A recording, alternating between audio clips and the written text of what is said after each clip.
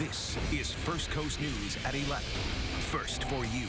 Good evening, and right now we are approaching record-setting rainfall. Now, tropical depression, Debbie, triggering dangerous flooded roads. Now, this video, take a look at this. This is from a viewer, thank you. This is a bridge collapsing on County Road 218 at Country Estate Road out in Clay County. Look at that. And a lot of road closings this hour, and we will get to those in just a moment. Man, you're mentioning the strong point of that western side of the storm coming on. Yeah, we're in it right now. We're live at Jack's Beach. Oh, my man Ed Coker is taking the pictures, doing such a good job. You can take a look. You guess you can see the pier. This is where I am. That's the vantage point, just so you know exactly what's going on. Like I said, about 20-30 minutes ago, there were a ton of people out here just kind of chilling. Treating this as a spectator sport. Let me tell you, there's no spectator sport right now. There are still some folks kind of coming and going, but the minute they get out on the sand, like we are right now, they are gone. All right, I want to explain something to you. The tide is going out, and I'm sorry if I'm yelling. By the way, I don't mean to be yelling at you. The tide is going out, but the water is coming up. There goes the trash can. I try to go get it. That'd just be crazy. With Burl in the rear view, we can now take a look at the awesome stuff you, the viewer, taught us through your own pictures and video. You saw the rough seas. It truly was angry that day, my friends. And if it was a contest, the clear loser, at least through your snapshot, were the trees. You found time for a little fun, even some happily ever after. Before and after, the storm left us with plenty of beauty. And perhaps most importantly, it seemed to inspire someone to come and take Tim Deegan's job one day. As you can see, a tropical storm barrel that's knocked down lots of leaves. This is Abby on the south side. Stand by 1 second. At the time when something sparked the explosion. Okay, we're understanding now that the truck was refueling at the time that something sparked that explosion. We're looking at new aerials right now. This is an amazing plume of smoke. New video just in for the information center now. And again, brand new information, a truck pulling into the BP station there on State Road 16. As you look at the flames just absolutely licking the sky there, take a look at how they compare to where the trees are. That is an enormous plume of fire and smoke right there. But a truck was apparently refueling and something ignited, and that's what caused the explosion. I don't know if that is the person who's injured. We don't have any confirmation on which person is injured, if in fact it's just one. But that is apparently at least where it started. We still don't know why the explosion occurred, but we know that it was during a refueling incident. Some days it started early, 9:11 a.m. There was a scan. At 10:20, an email. Then another email at 10:32, 10:36, 11:22, 11:28. In all, at least 10 emails were sent just on October 27, 2011 alone. On the surface, it doesn't appear to be a big deal, except the emails are from a City of Jacksonville worker on the clock for our city, but also being paid to do work for another county.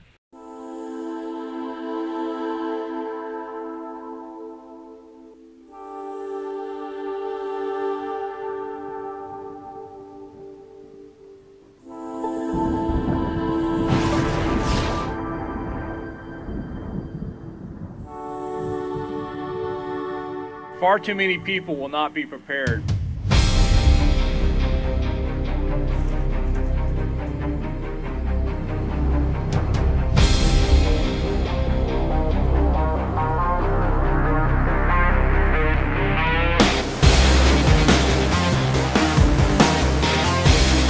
And we'll try to get ready in the last minutes when the hurricane's threatening your community and won't have enough time.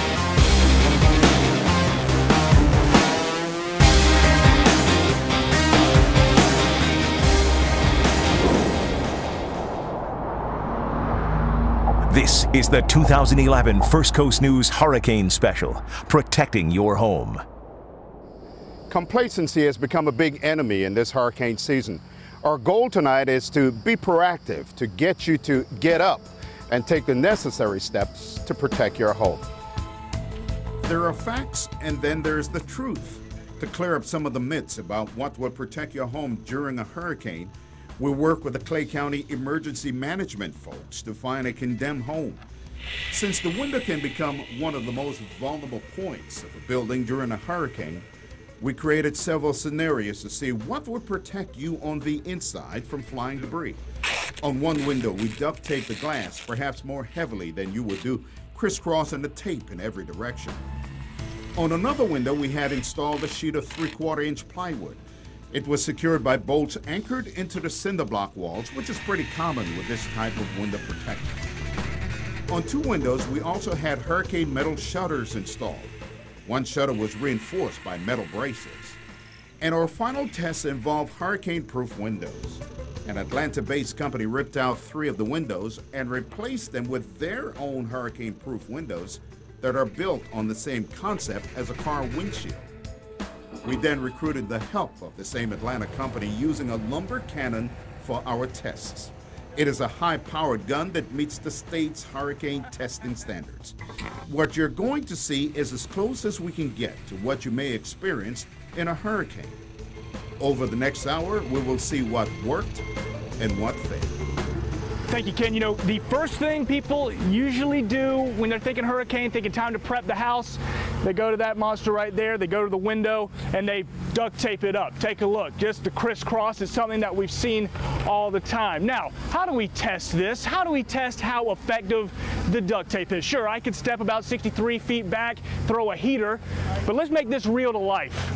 As real to life as possible. Mike Turner, my man, has a beast-sized cannon. Tell me what we're dealing with here. Well, what we've done is we've brought our air cannon from our laboratory here. Okay. And what it'll do is it'll simulate an ASTM test method that we test windows to. Okay. It'll shoot a 9-pound 2x4 out at about 34 miles per hour to simulate windborne air debris. Sure, sure. So we're talking to get this 2x4 up to what, 34 miles per hour? 34 miles per hour. We're talking about the strength of a Category 1 to even a weak Category 2 hurricane. Possibly. So up to 100-mile-an-hour winds that would send a projectile like this through a window like that. How effective do you think the duct tape's going to be with your machine? I don't have too much faith in the duct tape. Not too much faith. Yeah. Okay, very, very good. Of course, the most important thing is keeping the seal of the home intact.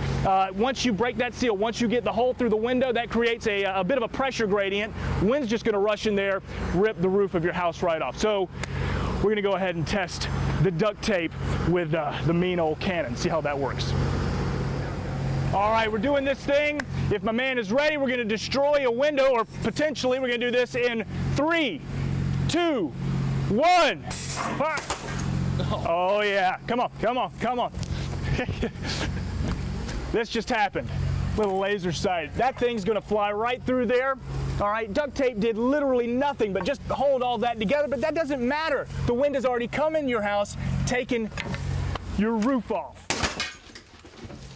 Okay, so this is the 2x4 through the window with the duct tape on it. Of course, you would have already evacuated, so your person wouldn't have been in any immediate danger. However, it's what you would have been coming home to. Well, you evacuated, but would you come back to a home? Actually, probably not, considering the strength of the winds. Yeah, you may not have a house should this come flying through. You would have lost the roof by now. There's a report from Neptune Fire Protection Services from late 2011 that highlighted problems, and over the last couple months, there have been repeated problems, specifically the last couple of weeks, many failed tests with these systems. Why did someone decide to close the old courthouse when the new one wasn't ready? Well, I can't speak to that report. I haven't seen the report. We've known about these problems for some time. We've had this report for weeks, and we got it from the mayor's office. It highlights many concerns about smoke and fire. One says, quote, will not allow proper airflow from all areas of each smoke zone. Is there a problem with the smoke systems? Not that I know of. So there will be no delay in the opening? May 29th. May 29th? May 29th, 8 a.m. 8 a.m. Yes. That promise of an on-time opening is now in jeopardy. Chief Centerfit and others working together to try to make sure that it opens on time, but opens and makes sure it's safe based on the law. Sources tell me they are still testing the fire suppression systems, trying to figure out how to get smoke away from people in the event of a fire. Again, many of those tests keep failing. Tonight, the job crisis smacks a small Florida town. Good evening, I'm Jeannie Blaylock. And I'm Shannon Ogden. The Georgia Pacific plant in Hawthorne's closing. The layoffs just could devastate that town's economy. This is just one example of what's happening all across the First Coast. People out of work and families scraping by. Florida's unemployment rate is at 10.7%, even higher than the national average. That's according to the U.S. Bureau of Labor Statistics. We have team coverage looking into the impact in Hawthorne. We also have a team here looking into the bigger issue of the jobs crisis and also what you can do if you're in that situation. It took only seconds, and a little girl was taken away from the only home she's ever known. That little one is Miranda. We met her at her grandmother's in McClenny on Tuesday. Miranda will turn 4 in a couple of days. And right now, her family doesn't know if they will be there to wish her a happy birthday in person. You see, Miranda is in the middle of a legal controversy. Her mother, Trista, was killed in a car accident 1 month after she was born. She's been with me since she drew breath. Rita Manning is Trista's mom and Miranda's grandmother. She says the legal mess began back in 1997 when Trista was 14 years old and met this man, Donald Coleman. He was 38. And next thing I know, I've got a grandchild on the way. Coleman and the teen married in May 1997. Rita signed off on it because of the baby on the way.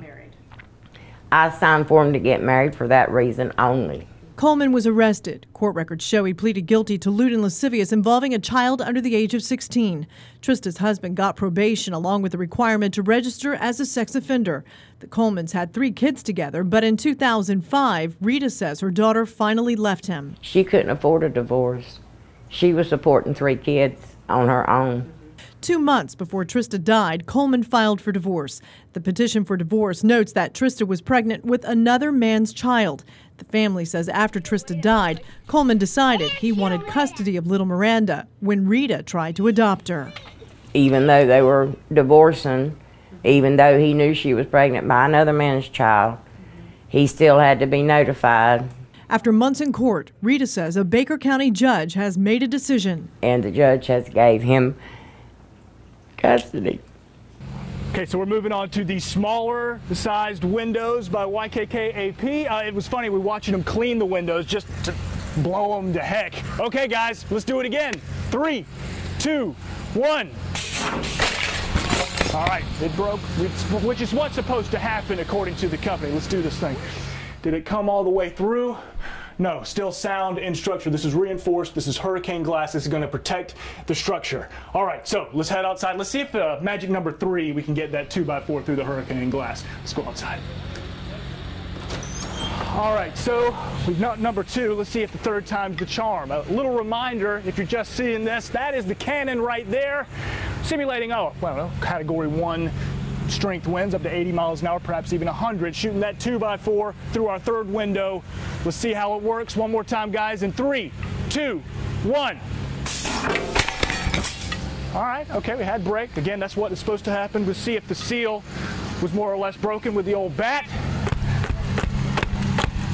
All right, yeah, that seems pretty good. Seems pretty solid. Still have a seal, and when you come home from evacuation, you're still going to have a roof, so that's a good thing. In just a minute, we're going to test some hurricane shutters, see how those will stand up to the old cannon. 6 orders of 1 dozen red roses, 3 from online companies, Pro Flowers, FTD, and 1-800-Flowers, 2 orders from markets, and 1 from a local florist we picked at random.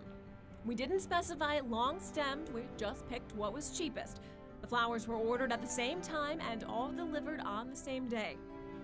That morning I picked up the market flowers at Walmart and Publix asking for the freshest they had. Publix brought out a new shipment. Deerwood Florists delivered their arrangement, and Pro Flowers, FTD, and 1-800-Flowers arrived, each in a box. I then went to work, following the directions to put them together. After the flowers were trimmed and arranged to the best of my I'm not a florist ability, I grabbed unsuspecting coworkers to guess which was which. For full disclosure, instructions from Pro Flowers, 1-800-Flowers, and FTD said to give the flowers around 15 hours to rehydrate.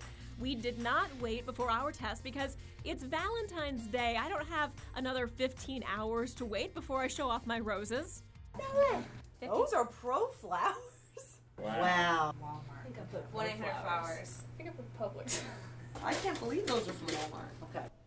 So here's the breakdown for the total of each, including a vase from each company and the shipping costs and fees. FTD took the most expensive spot at $80.91, followed by Deerwood Florist at $73.72, then Pro Flowers $53.46, and 1-800-Flowers $51.34. Roses from Publix cost us $21.38, and Walmart cost us $18.16. 6. Tremendous amount of work by thousands of individuals to get the shuttle program back to where we are right now.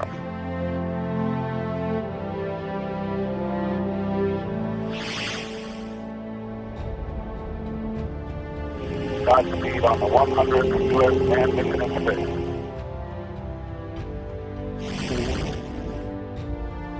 Get your wake up to space, so have a great flight. 3. 2.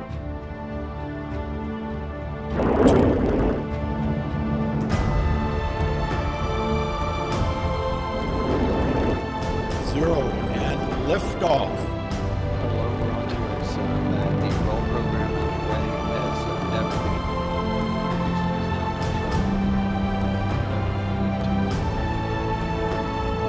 First Coast News presents Launch into History with Shannon Ogden and Donna Deegan, live from the Kennedy Space Center. Her title, the Honorable Betty Burney, Chair of the Duval County School Board. The same Betty Burney who has not paid thousands of dollars in state ethics fines, fines she's owed since May of 2002, more than 10 years ago. Burney failed to file multiple financial statements while she was a member of the Northeast Florida Regional Planning Council in the late 1990s. Burney was a no-show at her own hearing. That's when they concluded Burney violated the Florida statute twice for failure to disclose financial assets. They slapped her with a $4,000 fine, plus attorney's fees and other costs. Add 10 years of interest, and as of today, she still owes nearly $7,000. Both the Florida Commission on Ethics and the Florida Attorney General's Office, the group that prosecuted the case, confirm more than 10 years later, Burney still has not paid her fine. Now, the AG's office has filed this lien against a home Burney owns in Jacksonville. We wanted to understand why Miss Burney never paid her fine. We called her multiple times over a period of few weeks. We left a message on her cell phone. Hi, Betty. Jeff Marcoux calling with First Coast News. We also called her school board office and spoke with an assistant and explained it was very important Burney called me back. Yeah, if she could, it's just important that I speak with her. We did not give specifics when we left the message because we didn't want the information floating around the office as gossip. Left with no other option, we caught up with her at school board headquarters. Excuse me, Betty. Hi, Jeff Marcoux with First Coast News. How are you? I'm wonderful. How are you? Good. Do you have a moment for a quick interview? I was trying to reach you about these ethics violations and this fine that you haven't paid for more than 10 years. I do not know what you're talking about. Well, let me show you. Here's the fine. They've put a lien on your house. And then here's a letter from the Attorney General's office. It says, as of last week, you owe them $6,931.55 with fines, attorney's fees, and late fees. Thank you. Do you think you'll pay that? Do you? You have the paper, and I don't choose to answer because I don't know anything about it. Could I show you the case? This no, was all about you. I really don't. And it's not all about me because I'm getting ready to go to a meeting. Okay, it says you failed to appear at the final hearing. If you already have it, why are you asking me? I'm just wondering, ma'am, when you're going to pay the fine to the Florida Commission on Ethics. Do you not plan on paying the fine, ma'am? A state ethics investigator interviewed Burney about this case. Burney even wrote a letter to the commission. But since she doesn't seem to remember, we took her case to Matt Carlucci, a current member of the Florida Commission on Ethics. Betty is a friend of mine. I know Betty, and she's done a lot of good for our community. If I had any advice to give to Betty, my friend, I would say, might want to get in touch with the Ethics Commission and see what it is that is owed, and then try to work out and negotiate a settlement with the Florida Ethics Commission on that. That would be my advice. It pays to be University of North Florida student government president. More than $21,000, in fact. That's a lot of money. I don't think he should be making that much. What do you think? That's BS. The young man currently getting that more than $21,000, senior corporate finance and marketing major Matt Brockelman. So, do you deserve that compensation? You know, I think it really is fair. Aside from lightning-fast typing, what exactly does an SG president do? One is you're the elected official for the 16,500 students here, and you deal with a lot of campus matters that involve different groups of students, and you try to work to make sure that the students are represented fairly. Let's take a look at the total compensation Brockelman gets for his year of work. First, a $17,680 salary. The University System of Florida sets a rate of $8.50 per hour for up to 40 hours a week. This money comes from student fees. He also gets free tuition for up to 24 credit hours at $166.03 per credit hour for in-state students. Brockelman is from Jacksonville. That comes to $3,984.72. The scholarship is paid for with interest generated by student fees. And on top of that, Brockelman gets a special Board of Trustees parking pass. As student president, he serves on the board. This particular type of pass is not for sale. It's just a perk from the university president's office. But the value of an annual campus parking pass is somewhere between $400 and priceless, depending on the time of day. There is an annual student parking pass for sale for $405, so let's use that amount. So the salary, college credits, and parking comes to $22,069.72. Donna, we've all seen the stats on the FCAT, and so a school board member in Orange County decided to see just how hard it was. Now check out his stats. This guy has 2 master's degrees. He's been on the school board for 4 terms, yet he still only managed to get a 62% in reading, and in math, 17%. That's to tell you a lot. Either there's something wrong with the test, or there's something wrong with him. Which one is it? Reigns PTA President Vivian Jenkins says the school board member in Orange County who failed the standardized test only validated how she's long felt about the FCAT. If he can't pass it, what makes you think these students can pass it? Care about you thought this might be your home base, or is it someplace that you really well, I mean, yeah, obviously I've got family here in the First Coast, and I've spent actually the first home my parents ever bought was here in North Florida. So I've been spending time here in the North Florida area since 1977. So I've seen this little town grow up to be a pretty big town. It's been pretty impressive.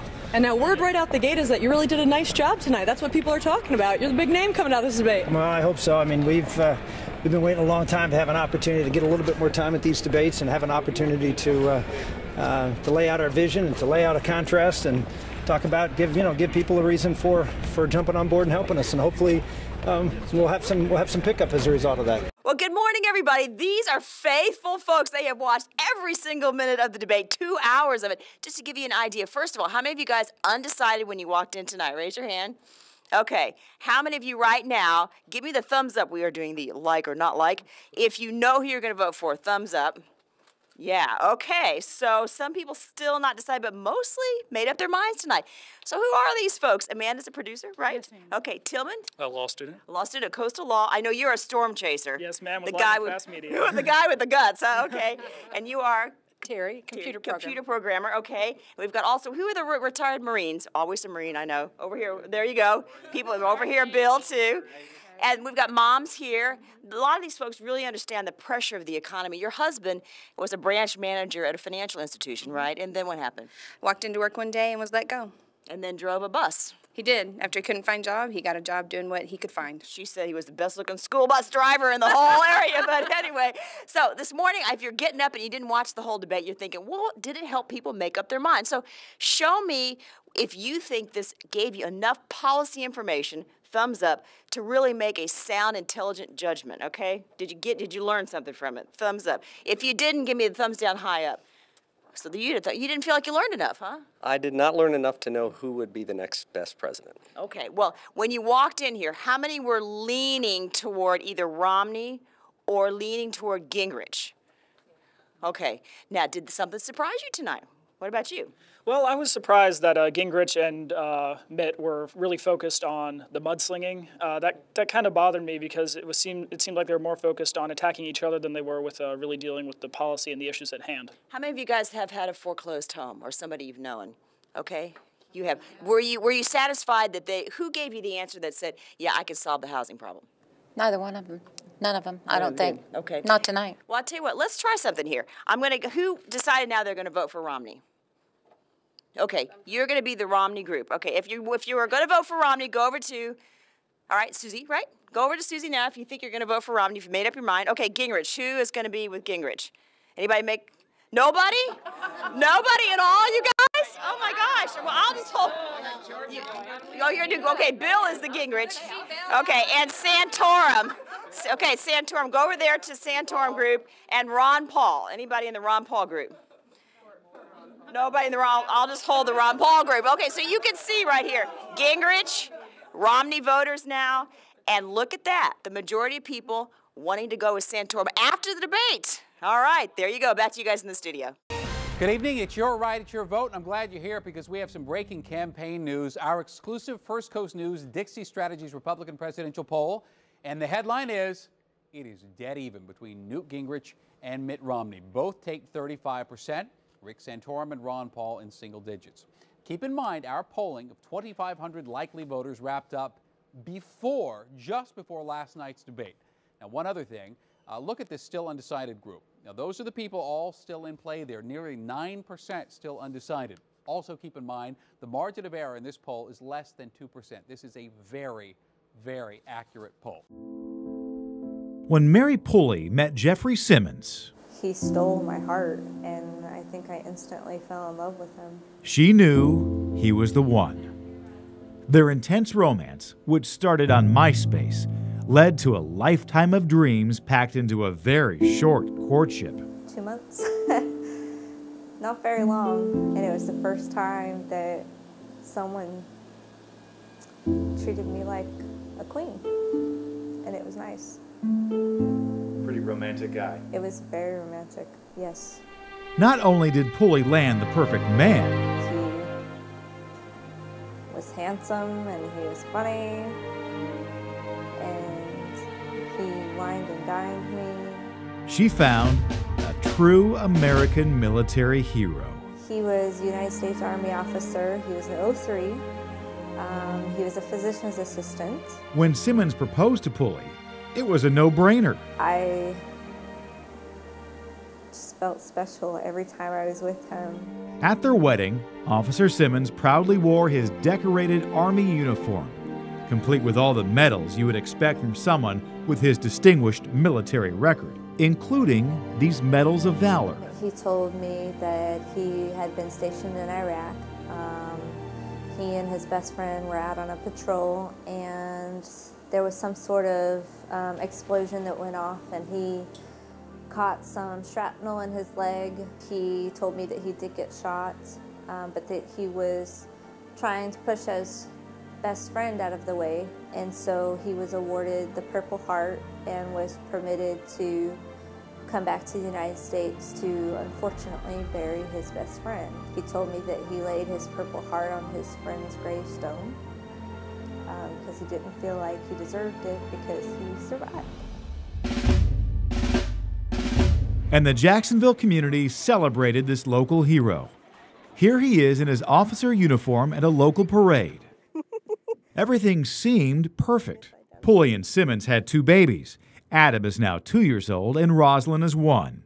But Pulley started getting a bit suspicious of her perfect husband when she had to work while pregnant to support their family. I was told that he was currently working in a Black Ops team, that he couldn't explain everything, but he was basically anti-terrorist narcotic unit.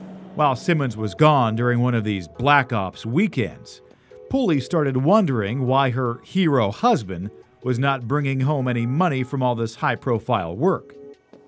This is the wall of ultimate sacrifice in Jacksonville.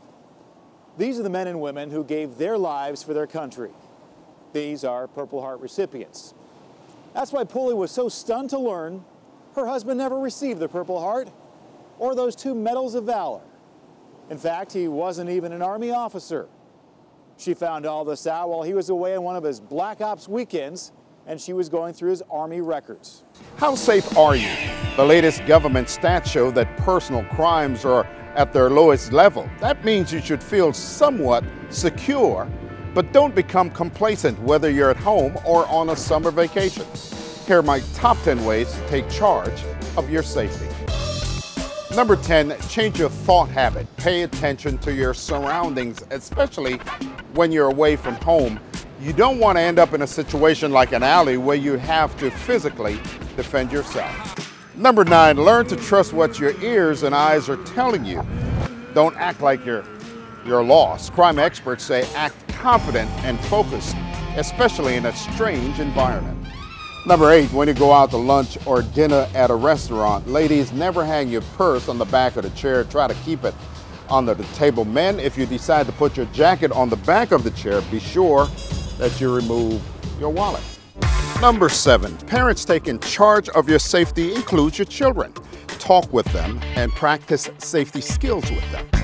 Number 6, when you're online, whether at home, in a hotel, or in a restaurant like this, you want to be sure that the Wi-Fi service as well as the website is secured, especially if you're doing financial transactions. How do you know? Well, look at the address. You'll see HTTPS. Number 5, in today's social media world, it's easy to compromise your safety. Do not post your travel plans on a social media site. You should share it on a need-to-know basis only. Number 4, if you're planning on flying after boarding, here's something you probably never thought about.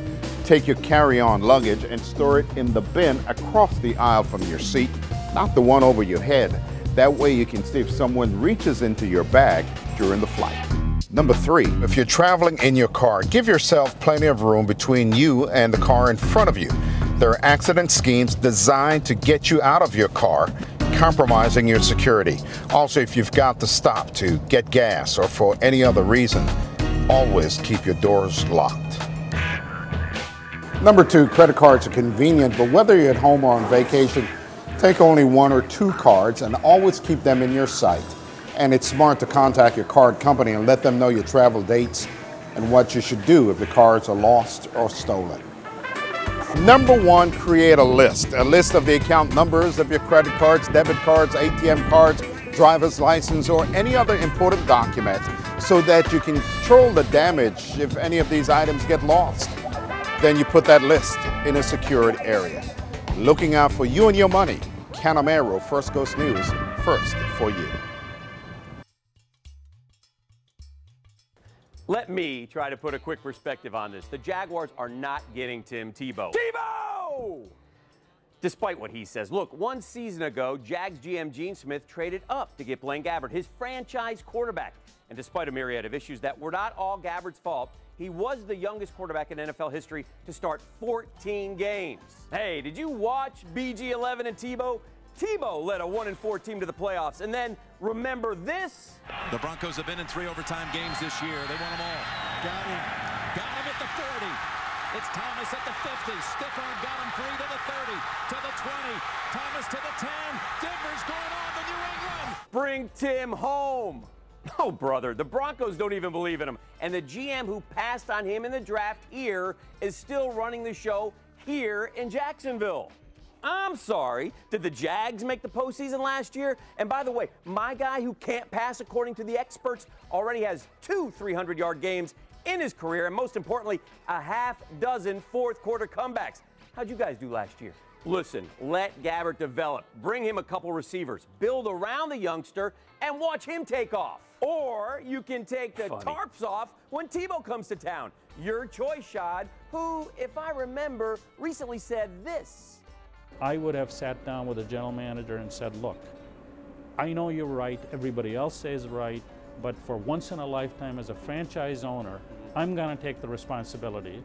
And this thing goes south, everybody knows who was responsible. Right. Okay, it's on me. Right. Okay. Wait a second. He also just said this weekend GM Gene Smith is in charge of personnel. All personnel decisions now go through Smith, and he handpicked Gabbert. Tebow! Whoa! You're exasperating. Help us. Help us all, please.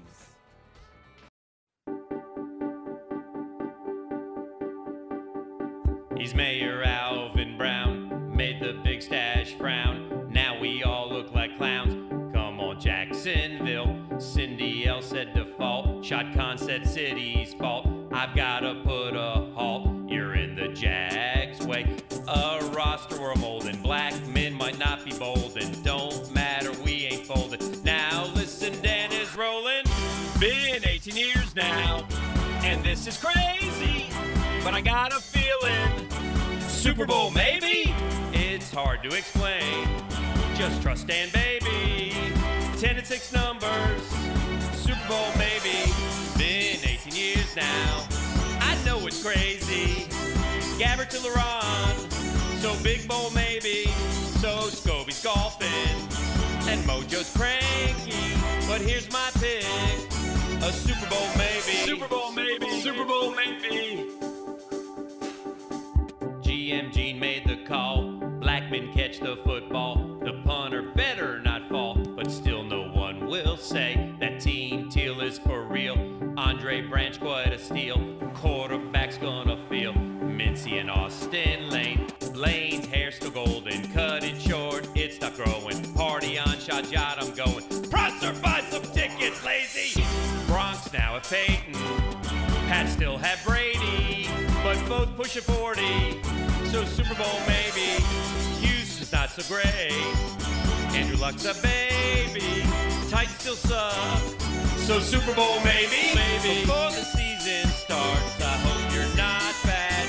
Please don't play so bad. I'm talking so bad. Please don't be bad. Maybe. Please be good. Maybe. Super Bowl? Maybe. Maybe. Maybe. Maybe. Please. Maybe not. Come on, Jags! Super Bowl, maybe. Maybe.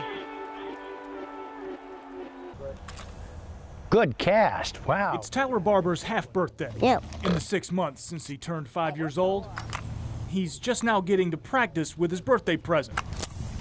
I never had one of these. You see, back when he opened his gift during our visit in January, Dude, it's real. He wasn't having much luck. Release the butt. Because his Grandpa Don's pond in Mandarin had dried up. I do pray for rain every night. This is from January. We're down about 1.5 feet of rain. That's about half a Tyler. Well, now we're actually up almost a whole other Tyler. You know, it's like they say, if you're going to pray for rain, you better bring an umbrella. So he prayed and kept his pond is half full attitude. Now the pipe is underwater. His stock pond is full again. Time for fishing. But it was just white water flowing out of the overflow. Between Beryl and Debbie, he says the ground is saturated. Where this is going to be permanent now. This will last all year. Tyler now has a better spot to practice, so he's getting confident. Did you get that one? And while half birthdays are rarely celebrated, oh yeah, this is what it's all about. This is what we've been waiting for. For Don and Tyler, that 6 months has made all the difference. Show the little fish.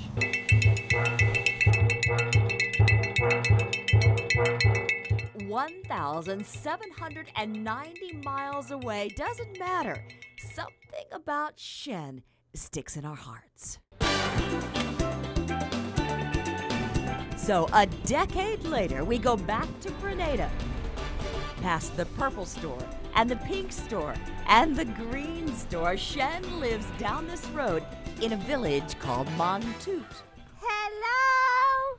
Still by the coconuts and the mangoes. Her physical therapist, Debbie Sells. They came all this way just for you. Thank you. Not 12 anymore. Shen is now 22.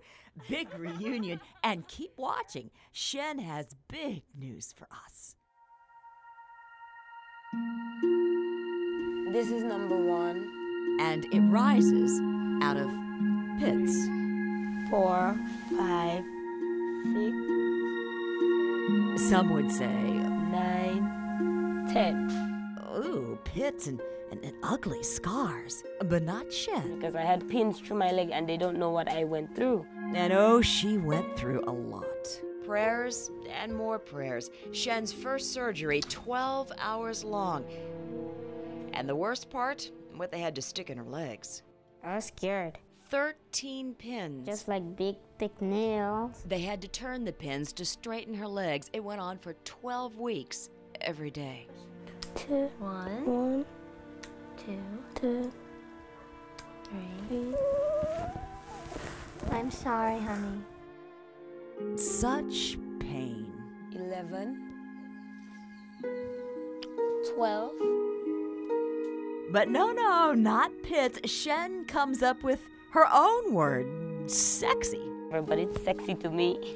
So sexy to you means, hey, I did it, world. Yes. Like this day in Jacksonville. Oh, it was the day that Shen surprised everybody and tried to stand up for the first time in her life. It's okay. It's okay, Shen. I know, sweetheart. Remember we talked yesterday? It's gonna hurt. Okay, ready? You can do this. You ready? Set. Come on up.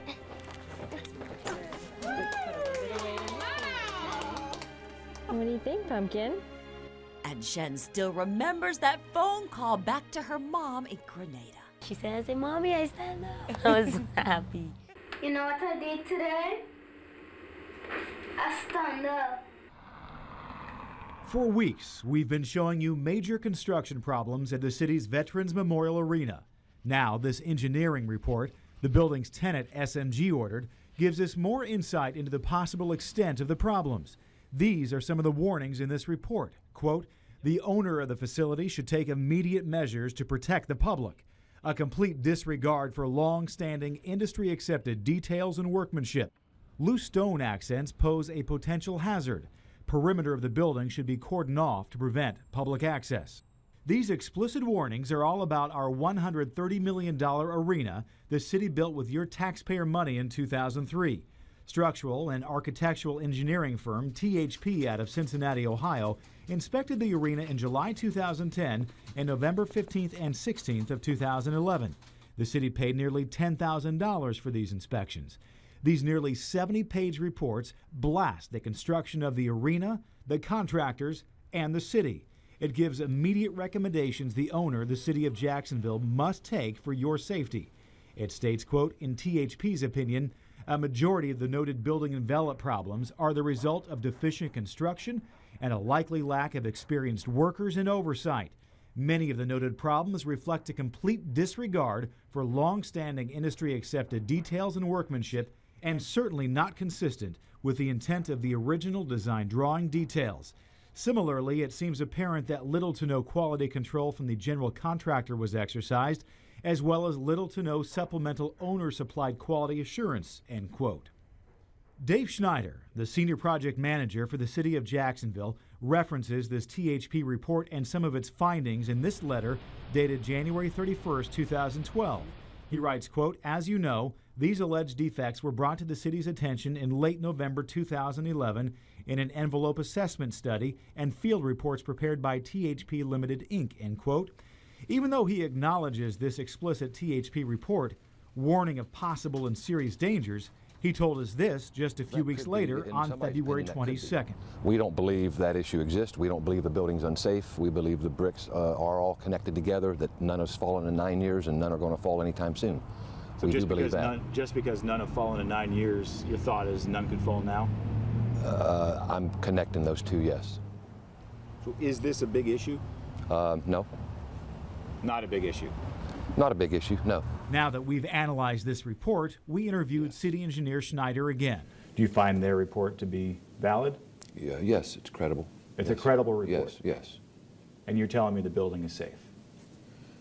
Yes. We spent more than an hour going through the dangers this report highlighted. Is it safe? We need to keep people away from the building. It's safe to be around the building. It was answers like that that led to more questions. We asked about the part of this report that warns the masonry, which is the brick and stone, is filled with sealant to give the appearance of a masonry control joint. Is that a pretty serious deficiency? We're looking at it. You're looking at it? We're keeping the barricades up. But is that a pretty serious deficiency? It could be, depending on the extent of it. It's not, we don't think it's widespread.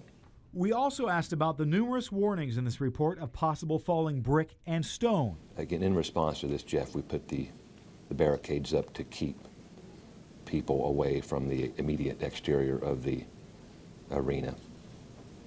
By doing so, we keep the environment safe here. Keep in mind, we are talking about large stones that weigh 30 to 100 pounds that THP warns could fall. Jacksonville is a city that has been hit by a hurricane, and we could at some point get hit again. Trying to determine if a hurricane came through, obviously no building is safe, but would this building in particular be more dangerous than others?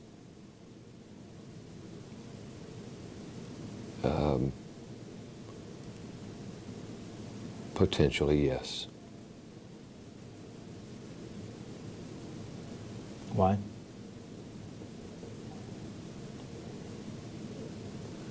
Because of the problems noted in the report that you've gone through. That there's ties missing, not anchored, angle is not anchored, that would might make the facade more susceptible to damage from high wind. But the building is still safe. Yes. All right, so flipping through the news, this story pops up. It's about shark sightings in Brevard County, about 2.5 hours south of here. Now, first, we're going to get a soundbite from a surfer who says he's seen a ton of the sharks, then from a beach official who says the big waves from Burl are to blame. Bunch of sharks everywhere. It's like out there surfing, there's just a bunch of sharks like bumping into you. All right, now the soundbite from the beach official. Basically, when you have a lot of large surf coming in, it kind of pushes in the bait fish onto our beach, or if they were just migrating through the bait fish. And with that, you bring in their food, the predator fishes come in. Okay, so you see that and maybe you get a little scared, a little bit of fear. But as you know, Beryl came here as well. So we talked to a surfer on Jack's Beach, as well as one of our own beach officials to see what they had to say. Notice any wildlife out there? Any fish or anything today? Nothing like that? So I know Brevard County was talking about all the shark problems that they're having. You know, typically this time of year, those fish are migrating. That fella there, that is Captain Thomas Wright. He's with the Jack's Beach Ocean Rescue. Any sharks, Captain? Have I noticed any shark sightings? No, I have not. Cool. But I mean, they're out there all the time, and people need to know, you know, you go out there, you're in their world. So Captain says we should just turn down the fear and maybe turn up the common sense. Me and my son. Smokey and the Bandit. All right. You'll have to excuse me.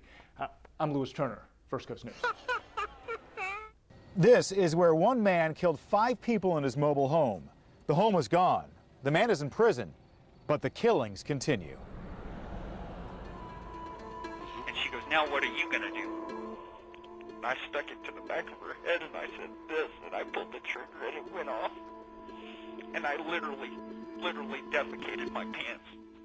I watched her face spray against the wall in front of me, and she fell over. It was May 2003, but for many, they can remember the horror like it was yesterday. And I got so mad that he wouldn't die that I started hitting him and kicking him and pounding on him that I even broke my hand. Murder in the quiet village of Mayport. Known for its vibrant shrimping industry, and the St. John's River Ferry, a village that has been forever changed.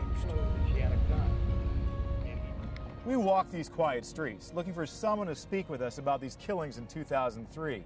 We met family members of victims, and most everyone we spoke with knew exactly what happened here. But no one wanted to go on camera and talk about William Wells, the man who changed this village forever. Wells dubbed himself the Monster of Mayport. He killed 5 people in this double wide on Ocean Street, hiding the decomposing bodies in his home for more than a week. He called First Coast News to confess. Says, as you all know, my name is Bill Wells. I fired 2 more shots into the top of his head. What happened to my wife? I mean, I didn't even kill my dad. I shot him outside of his head. I just fired. I don't even into my son. And he was still gurgling and breathing. So now, Wells is reaching out to First Coast News again. He wrote this letter on August 10th, almost bragging about his accomplishments. He writes, quote, contrary to the elements of your justice system, I managed to prevail with a mere 5 life sentences. Wells pleaded guilty to shooting his wife, Irene Wells, his father-in-law, Bill McMains, his brother-in-law, John McMains, and 2 other men, Richard Reese and James Young. Investigators found dead bodies in nearly every room of his home. a gruesome experience for anyone, but probably much worse for his 4-year-old son, who Wells kept in his home while the bodies decomposed. Well, it's an extremely egregious case. And Harry Shorstein was the state attorney at the time, deserves to die. helping to oversee Wells' prosecution. It's a case that, looking at the facts, warrants seeking the death penalty. But when you give consideration to the other factors, the legal factors, as well as the wishes of the family, and the offer to plead guilty and have the case disposed of very, very quickly. Okay, Mr. Wells. So Wells' life was spared, but he doesn't exactly sound remorseful. Quote, "Since that time, I have spent my glorious days basking in the beautiful rays of Florida State Prison," Wells writes. Quote, "where I've relived my 2003 escapade." And those escapades did not end in Mayport. In 2003, while being held at a South Florida prison, Wells was convicted of attempted murder of a fellow inmate and given a 6th life sentence. Quote, "I have since tied and strangled an inmate while excitedly stabbing him 21 times. In another incident, according to the 8th Judicial Circuit, the monster of Mayport is accused of murdering again. This attack against fellow inmate 21-year-old Xavier Rodriguez. He boasts, quote, "myself and an accomplice bombed, strangled, and killed yet another inmate. So I guess my quest for the lethal injection continues." I have a ton of Gators. Alice Cahoe wears her Florida pride on her sleeve. I'm a Gator. And Tebow signed over her heart. my jacket. The Broncos have been in 3 overtime games. She even adopted another team. Because of Tebow. And it seems she's adopted something else that shares her love. She's got a little gator monkey sock. Like birds of a feather. Good morning, Lulu. Alice and her Quaker Lulu watch football together. Lulu became my TV cheerleader for the Broncos, and we go Tebow, run. And then all of a sudden she started talking. Talking wasn't a surprise. It was what she was talking about. When she said, touchdown Tebow, that was it. A feathered football fan. That did it. Sitting in the catbird seat. I said, I've got to get this on tape. This is amazing. My Quaker is talking Tebow all the time. Tebow football. And if you listen carefully, I love it when she says touchdown and she bobs her head up and down. Touchdown, yay! Touchdown, yay! But Lulu is so much more than a fellow football fan. Lulu is my comfort. Yeah. My daughter was 38 years old in June of last year, and she passed away a month later. She was my only child. She was a special needs child. Laurie never missed a game. And she loved the Gators, loved Tim Tebow. A shared love. She was my Gator buddy. She was my Gator friend. Alice bought Lulu a month after her daughter passed, tried to teach her to speak. I was teaching her to say, good morning, Mama, good morning, Papa, good morning. Which made the bird's first words even more special. Then all of a sudden, she started saying, good morning, Tebow. It's certainly a mysterious way. I'm a believer, and I really don't think that it's that God is, making my bird talk. I miss my daughter. And she was so special in my life. Lulu was brought to me for a reason. And it seems this bird's a handful of comfort that's worth is priceless. From Ponte Vedra Beach, I'm Louis Turner, First Coast News.